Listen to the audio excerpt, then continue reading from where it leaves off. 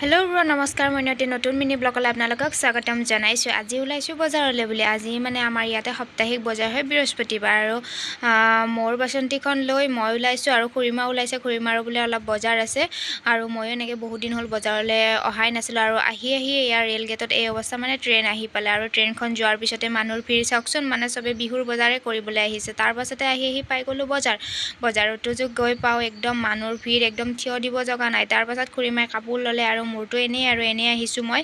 তাৰ পাছতে এইপিনে গৰম লাগিল, খাই ল'লোঁ আগতে আইচক্ৰীম এটা। তাৰ পাছত খোৱাটো মেইন নহয় জানো।